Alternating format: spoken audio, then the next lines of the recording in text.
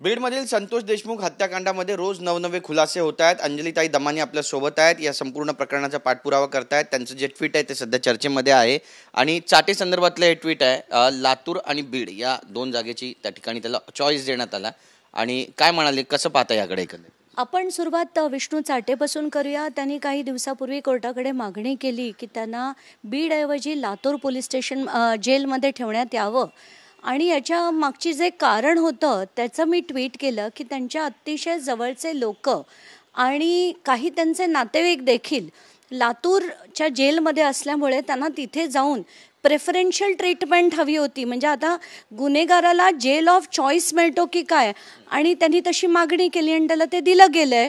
याच्यावरनं आपल्याला आणि आयोनी त्याला ऑब्जेक्शन घेतली नाही, हे देखील इतकं शॉकिंग होतं की म्हणून मी आज एक अर्ज केला आहे। दोन मी मोठे लेटर्स देखील लिहिले आहेत। एक म्हणजे चीफ जस्टिस महाराष्ट्र जे आहेत बॉम्बे हायकोर्टचे त्यांना, आणि दुसरं मी पत्र लिहिलं आहे रश्मी शुक्ला यांना। त्यांना आता मी वैयक्तिक भेटून हे सगळे मांडणी करणार आहे की जे जे असे हार्डकोर क्रिमिनल्स असतील यांच्यासारखे त्यांना नेहमी असा हा रूलच बनवून टाका की जेल जी आहे ती त्यांच्या जिल्ह्याबाहेरच्या मोठ्या जेलमध्ये ठेवण्यात यावं, म्हणजे त्यांचा जो संपर्क असतो पोलिसांवर आणि यंत्रणांवर तो कुठेतरी थांबेल। नक्कीच, पण मग मागणी तुमची नेमकी काय आहे? कारण तुम्ही असं पण म्हटलंय की यांना लातूर किंवा बीडपेक्षा आर्थर रोड जेलला शिफ्ट करायला हवं। यांना तातडीने, जसं मी म्हटलं की त्यांना लातूर जेलमध्ये न ठेवता त्यांना मुंबईच्या आर्थर रोडमध्ये आणल्यानंतर मात्र हे सगळं जे आहे ते थांबेल आणि त्यांचा जो यंत्रणांवरचा दबाव आहे, प्रेफरन्शियल ट्रीटमेंट आहे, ती सगळी थांबेल।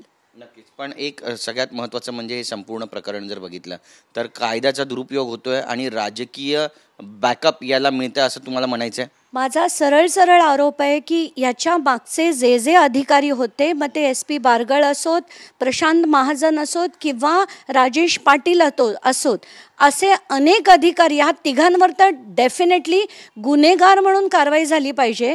कारण मला प्रत्येक ठिकाणी दिसतंय की महाजेनकोमध्ये गेले तिथे देखील मला सांगण्यात आलं की कंप्लेंट्सचे ठोकळे पाठवून सुद्धा बारगळ यांनी त्याच्यावर कुठली कारवाई केली नव्हती। आणि मी काल आणि एक ट्विट केलं होतं ज्याच्यात वाल्मी कराड यांच्या विरुद्ध जुलै महिन्यात एक अतिशय गंभीर असा FIR एका दुसऱ्या प्रकरणात झाला होता, अवादाच्या नाही, एका दुसऱ्या प्रकरणात। आणि त्या FIR मध्ये चार्जशीट फाईल झाली का? म्हणाले हो। मी म्हटलं त्याच्यात वाल्मी कराड यांच्यावर काय कारवाई झाली? तर म्हणे त्यांचं नाव वगळण्यात आलं। तर मी म्हटलं कोणी वगळलं आणि का वगळलं? तर पुराव्या अभावी त्यांचं नाव वगळण्यात आलं असं मला लेखी जेव्हा मिळालंय पोलिसांकडनं, अतिशय धक्कादायक आहे। याच्याचवरनं कळतंय आपल्याला की किती व्यवस्थित कनायवन्स आहे या वाल्मी कराड आणि धनंजय मुंडे आणि या पूर्ण बीडच्या गँगचं। नक्कीच, तुम्ही DG रश्मी शुक्ला यांची पण भेट घेणार असं म्हटलंय आणि या भेटीमध्ये मागचं नेमकं कारण काय आहे? काय तक्रार तुम्ही करणार आहात त्यांच्याकडे? त्यांना मला काही माझ्या ज्या मागण्या आहेत त्या मला त्यांच्यापुढे ठेवायच्या आहेत की याच्यापुढे पूर्ण हिअरिंग आणि ट्रायल हे सगळं मुंबई हायकोर्टात ट्रान्सफर व्हावं, हे तिथे लोकली करण्यात येऊ नये। सगळे जे अक्युज्ड आहेत, जे आता पोलीस कस्टडीमध्ये आहेत, त्यांना मुंबईला हलवण्यात यावं, जे जेलमध्ये आहेत त्यांना आर्थर रोडमध्ये हलवण्यात यावं आणि याचा पूर्ण तपास जो आहे तो व्हिडिओ कॉन्फरन्सिंगद्वारा व्हावा। या व्यतिरिक्त आर्म्स लायसन्सचे मी त्यांना अनेक फोटो देखील दिले आहेत की हे फक्त बीड नाही, सगळ्या महाराष्ट्राच्या जिल्ह्यांमध्ये करण्यात यावं। आणि अशा ज्या गोष्टी आहेत म्हणजे त्याच्यात मी अतिशय गंभीर details, Venkateshwara industrial services, Jagmitra sugars आणि एक टर्टल लॉजिस्टिक्स नावाची कंपनी आहे, तर याच्यापैकी व्यंकटेश्वरा आणि टर्टलमध्ये राजश्री धनंजय मुंडे आणि वाल्मिक कराड आहेत। आणि या कंपन्यांनी डायरेक्टली महाजेनकोचं त्यांना कॉन्ट्रॅक्ट मिळालं होतं, ते तिथून फ्लाय ॲश उचलायचे। आता बऱ्याच जणांना हे कळणार नाही, दिस इज ऑफिस ऑफ प्रॉफिट, म्हणजे कुठलाही आमदार असा कुठलंही ऑफिस ठेवू शकत नाही जिथून त्याला आणि त्याच्या घरच्यांना आर्थिक लाभ मिळतो। तर महाजेनको ही स्टेट गव्हर्नमेंट म्हणजे महाराष्ट्र राज्य ओन्ड बॉडी असताना त्या कंपनीमधनं आर्थिक लाभ जर यांच्या कंपनीमध्ये आला असेल तर त्याच्या मी बॅलन्स शीट्स डाउनलोड करून तिथे लावल्या आहेत. आणि गंमत म्हणजे त्या बॅलन्स शीटवर दोघांचं, धनंजय मुंडेंची पण सही आहे आणि राजश्री मुंडे यांची पण सही आहे. तर आर्थिक लाभ त्यांना मिळाला आहे याची पूर्ण चौकशी करून ECIला पाठवून त्यांची आमदारकी देखील रद्द व्हावी अशी मागणी मी केलेली आहे. हा मोठा आरोप तुम्ही या ठिकाणी करताय धनंजय मुंडेंवरती. थोडं विस्तारमध्ये आणखी सांगा की नेमका हा घोटाळा काय आहे आणि पैशाचा गैरव्यवहार तुम्हाला यामध्ये दिसतोय का? कसं असतं की सुप्रीम कोर्टाने अनेक ऑर्डर्स पास केल्या आहेत ऑफिस ऑफ प्रॉफिट या विषयावर. ऑफिस ऑफ प्रॉफिट म्हणजे काय असतं की कुठलाही आमदार किंवा खासदार अशी कुठलीही गोष्ट करू शकत नाही ज्यांनी त्याच्या कुटुंबाला आर्थिक लाभ मिळत असेल. आणि इथे महाजेनको ही जी बॉडी आहे ही सरळ महाराष्ट्र राज्याची इलेक्ट्रिसिटी बोर्डाची होल्ली ओन सबसिडरी आहे. मग असं असताना त्यांचाच मंत्री, महाराष्ट्र राज्याचा एक कॅबिनेट मंत्री त्याच्यातनं आर्थिक लाभ घेतोय. त्यांच्या पत्नी आज देखील डायरेक्टर आहेत आणि हे तिघही मेजॉरिटी शेअर होल्डर आहेत.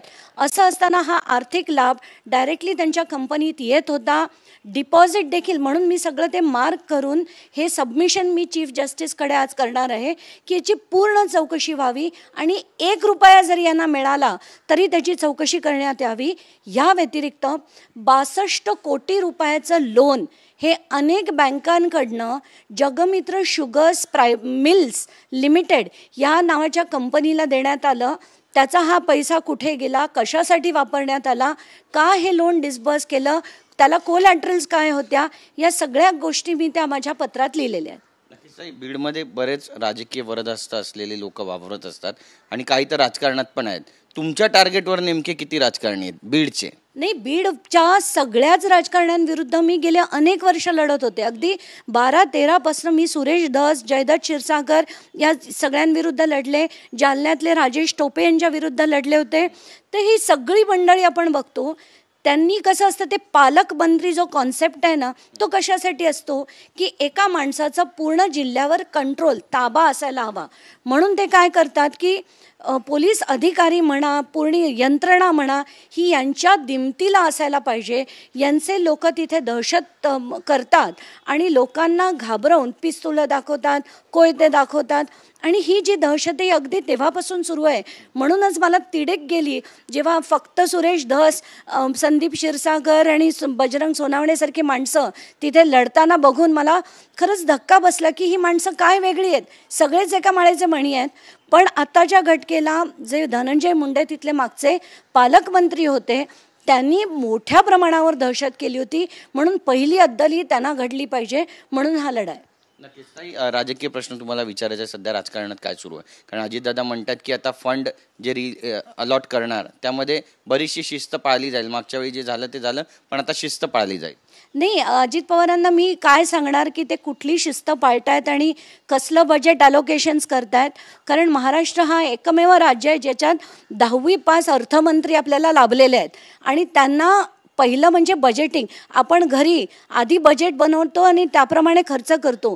हे आधी खर्च करतात आणि त्याच्यानंतर बजेट बनवतात. ही त्यातली गंमत आहे. आणि कुठेतरी मला असं वाटतं की ज्या व्यक्तीने इतक्या मोठ्या प्रमाणावर मागे भ्रष्टाचार केला आहे तो असं बोलताना ऐकून खरंच गंमत वाटते. नक्कीच. छगन भुजबळ यांना आता ईडीकडून दिलासा मिळाला आहे, नवाब मलिक यांना देखील दिलासा मिळतोय.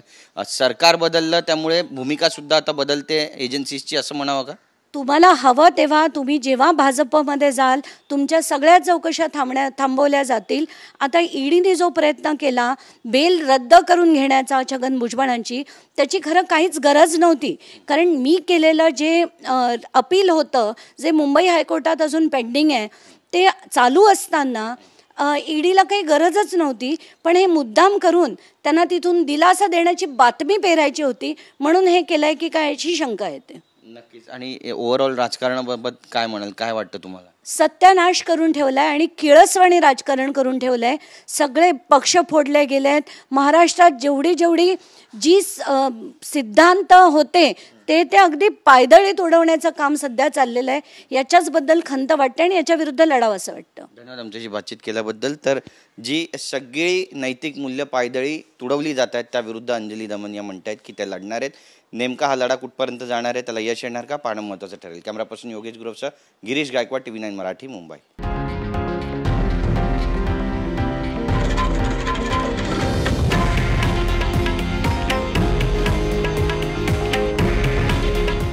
आहे देशातील नंबर 1 न्यूज नेटवर्क आणि आपण पाहत आहात TV9 मराठी. काळजी तुमची, हित महाराष्ट्राचं.